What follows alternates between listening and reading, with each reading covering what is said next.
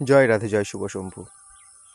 আজ আমি একটা এই জাগতিকের সম্বন্ধে কিছু বলবো। এই যে জাগতিক দাম্পত্য জীবন, আমাদের প্রত্যেকের বাড়িতে মোটামুটি দাম্পত্য কলহ লেগেই আছে।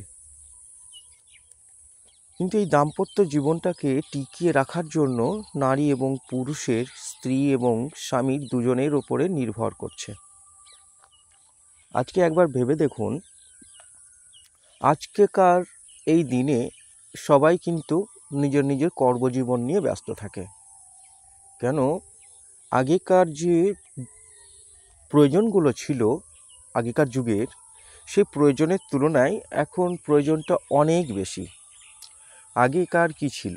একটা ছোট্ট একটা ঘর, সেখানে কোনো মতে মাথা গুঁজে দুটো খাওয়া দাওয়া করে জীবনকে চালনা করে চলে যাওয়াটাই ছিল দাম্পত্য জীবনের চাওয়া পাওয়া।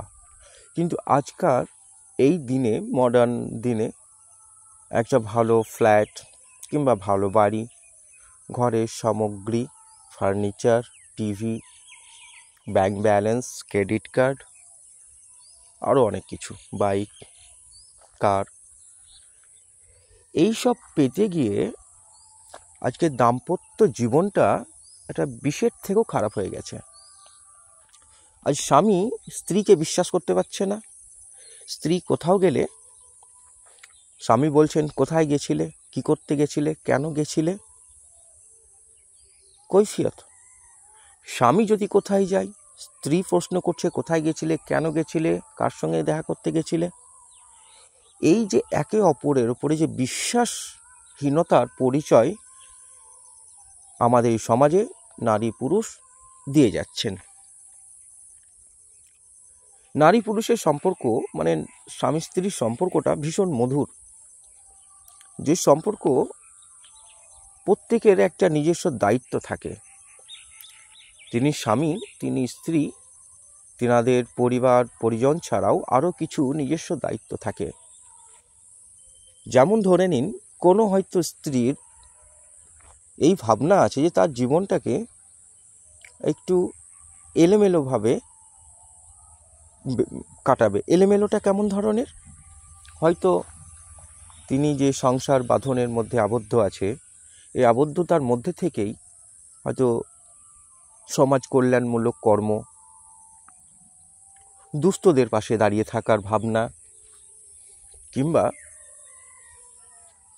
এই প্রাকৃতিক সৌন্দর্য বজায় রাখার জন্য কোথায় বৃক্ষরোপণ, কোনো স্বেচ্ছাচারী সংস্থায় গিয়ে নিজেকে যুক্ত করে সেই কর্মের মধ্যে কিছুটা সময় এদিকে ওইদিকে গিয়ে অতিবাহিত করা।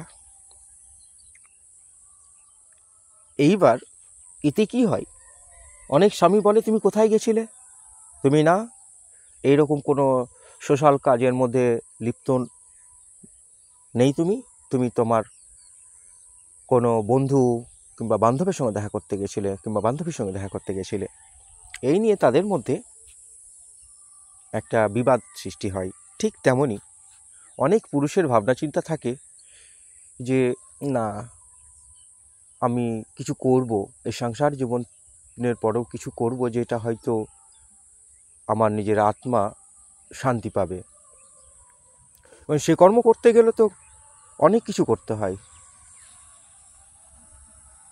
কখনো অসুস্থর পাশে গিয়ে দাঁড়াতে হয়, কখনো অসহায়ের পাশে দাঁড়াতে হয়, এরকম অনেক কিছু আছে। তো প্রত্যেকটা কর্মের পিছিয়ে বিশেষ কিছু কারণ থাকে। আমরা চোখে যেটা দেখি সেটা সবসময় সঠিক হয় না। চোখে দেখাটাও ভুল হতে পারে, কানে শোনাটাও কিন্তু ভুল হতে পারে। আমি যদি কোনো নারীকে কিংবা কোনো পুরুষকে যদি দোষারোপ করি, তাহলে সেটা ভালো করে পর্যবেক্ষণ করার পরেই দোষারোপ করা উচিত, নইলে সেটা অনুচিত। আজকে এই সময়ে যারা নতুন দাম্পত্য জীবনে প্রবেশ করছে, দেখা যাচ্ছে 1 বছর 2 বছর 3 বছর পর মা বাবার থেকে আলাদা হয়ে ফ্ল্যাটে চলে যাচ্ছেন। তারা কখনো ভাবছেন যে মা বাবা তাদেরকে ছোট্ট থেকে বড় করেছে, বড় করে সে আজ ফ্ল্যাটে যাওয়ার মতো যোগ্য তৈরি করেছে, তাদের কথা তো একবার ভাবছে না। তারা তো নিজের কথা ভেবে, নিজের সুখের কথা ভেবে পরিজনকে ছেড়ে নিজের স্ত্রী এবং সন্তানদেরকে নিয়ে ফ্ল্যাটে চলে যাচ্ছে। তো এই ভাবনায় অনেক হয়তো দেখা গেল কোনো স্ত্রী বলছে যে আমি এই বাড়িতে থাকবো না, আমি অন্য কোথাও যাব। তখন সেই পুরুষটা হয়তো সেটা মেনে নিতে চাইলো না। তাতে কি হবে? সম্পর্কের মধ্যে ছিন্নতা। কিংবা কোনো পুরুষ যেতে চাইছে, কিন্তু স্ত্রী বলছে না আমি যাব না, আমি এইখানেই থাকবো। তাতে কি হচ্ছে? সম্পর্কের মধ্যে ছিন্নতা, তিক্ততা, বিরক্ততা, আরও অনেক কিছু। অবশেষে নিজের মতো নিজে সব জীবন কাটাচ্ছে, তারপরে হয়তো কোর্টে গিয়ে ডিভোর্স, এটা সেটা আরও অনেক কিছু। তাহলে এই যে ভাবনা চিন্তা আমাদের সবার মধ্যে রয়েছে, সেটা কিছুটা হলেও কমাতে হবে। স্ত্রীকে মানে নারীকে তার মতো চলতে দিতে হবে। শুধু এটা দেখতে হবে সে কোনো কুকর্মে লিপ্ত হচ্ছে কিনা। আর একটা পুরুষকেও তার মতো চলতে দিতে হবে, সে কোনো কুকর্মে লিপ্ত হচ্ছে কিনা। মাথায় রাখবেন, প্রত্যেকটারই একটা শেষ থাকে। কোনো নারী যদি কুকর্মের মধ্যে জড়িত হয়ে যায়, একদিন সে যখন উপলব্ধি করতে পারে যে এই কুকর্মটা তার জীবনের কাল হয়ে দাঁড়াতে পারে, তখন কিন্তু সেই মুহূর্ত থেকে কিন্তু সে বদলে নিতে পারে। ঠিক একটা পুরুষও সে বদলে নিতে পারে। তাহলে নিতে পারে, তাহলে নিতে পারেটাকে সম্পূর্ণরূপে বাস্তবে রূপান্তরিত করার জন্য একে অপরের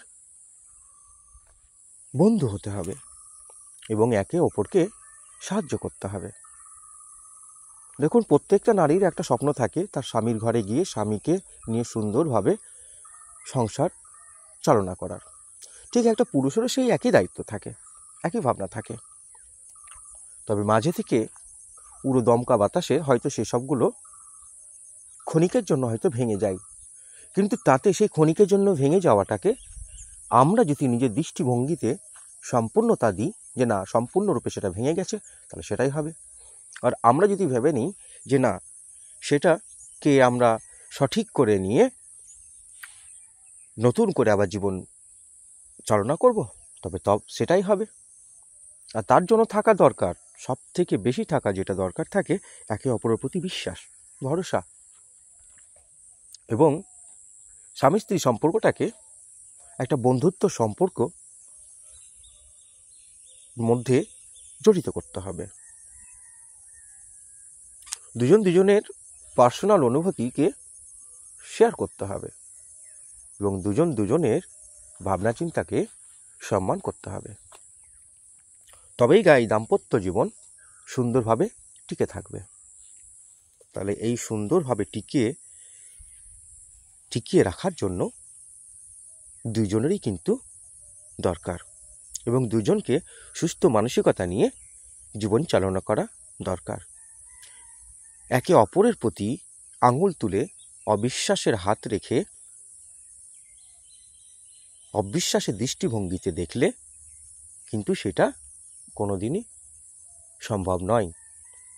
তাই আমাদের প্রত্যেকের এটা উচিত দুজন দুজনকে সম্মানপূর্বক ভালোবাসা দিয়ে একে অপরের পাশে থেকে